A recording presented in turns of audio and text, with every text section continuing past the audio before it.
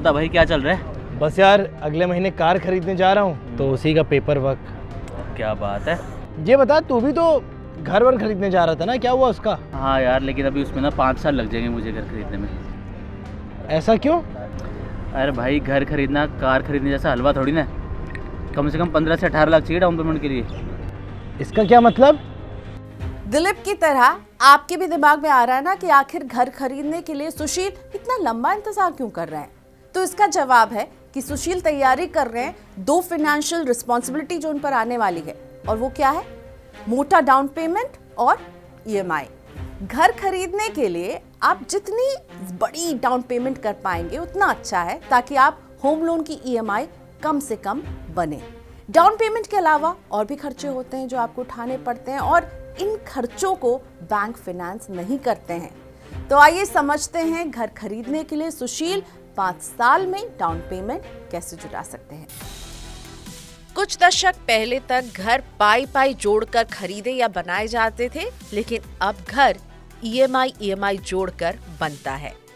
मुंबई और दिल्ली जैसे मेट्रो शहरों में एक ठीक ठाक फ्लैट या घर 50 लाख से 1 करोड़ रुपए का पड़ेगा। 35 लाख रुपए से ऊपर के घर के लिए बैंक आमतौर पर 80% फाइनेंस करते हैं, यानी बाकी के 20% का जुगाड़ आपके अपने ऊपर है।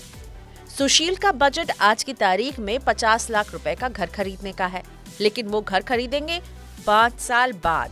जाहिर सी बात है कि आज जिस प्रॉपर्टी की कीमत 50 लाख रुपए है, 5 साल बाद इससे ज्यादा होगी।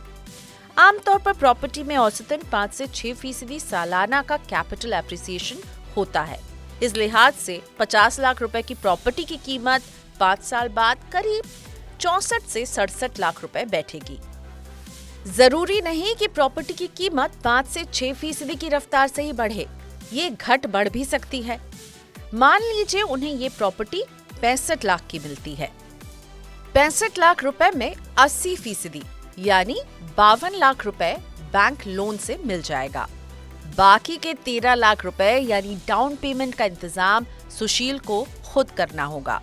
इसके ऊपर से स्टैंप ड्यूटी, रजिस्ट्रेशन चार्ज, वकील की फीस और दूसरे खर्च मिलाकर 5 से 6 लाख रुपए और पकड़ लीजिए। यानी 5 साल बाद सुशील को मोटा मोटा 18 से 19 लाख रुपए की जरूरत पड़ेगी।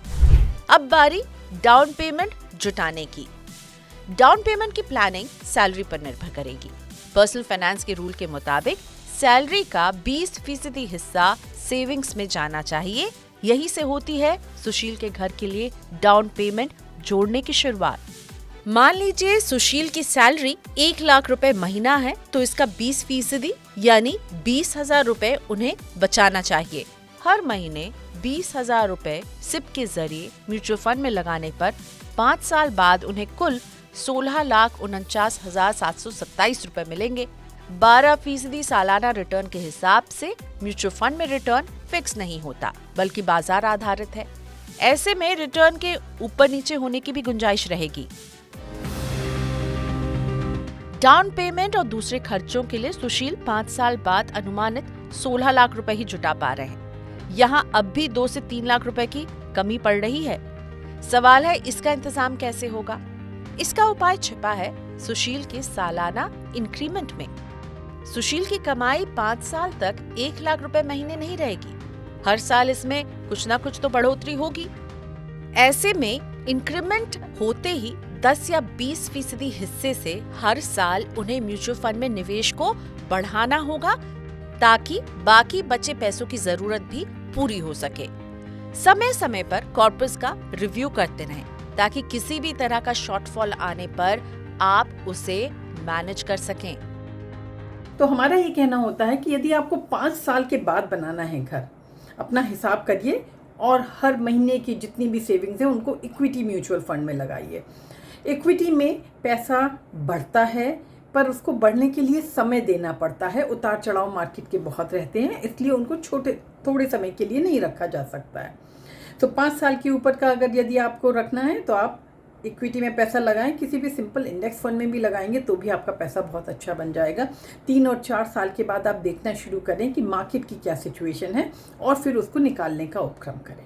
अगर आज से आपको 2 साल के बाद बनाना है तो फिक्स डिपॉजिट बहुत अच्छी जगह है।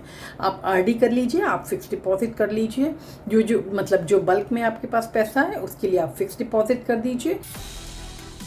जरूरी नहीं है कि सुशील की जितनी सैलरी आपकी भी हो, इसलिए डाउन पेमेंट की प्लानिंग हमेशा सैलरी और कितने समय बाद आपको घर खरीदना है इसे ध्यान में रखकर करना चाहिए। इक्विटी म्यूचुअल फंड में निवेश करने पर कम से कम 5 साल तक इसमें बने रहें। सबसे पहले एक इमरजेंसी फंड बनाएं ताकि जरूरत के वक्त निवेश तोड़ने के बजाय उससे पैसे निकाल सकें। आजकल क्या होता है कि 80% तक तो हमें लोन मिल जाता है, पर वो 20% जो पैसा है उसके लिए हमें फिर भी अपने पैसे की या डाउन पेमेंट की ज़रूरत पड़ती है। बहुत से लोग उसके लिए पर्सनल लोन या क्रेडिट कार्ड लोन लेने की चेष्टा करते हैं। हमारे अनुसार और हर एडवाइज़र के अनुसार वो एक गलत तरीका होगा। आपकी कीमत इतनी ज़्यादा बढ़ जाएगी घर की कि आपको चुकाना मुश्किल होगा। उससे अच्छा ये है कि आप बचाएं, पैसे को जमा करें और उसके बाद घर खरीदें। सिर्फ डाउन पेमेंट से ही काम नहीं चलेगा। होम लोन में आपके ऊपर आता है हर महीने की ईएमआई का बोझ। घर खरीदने से पहले ये जरूर देख लें कि ईएमआई से आपका रोजाना का बजट ना बिगड़े।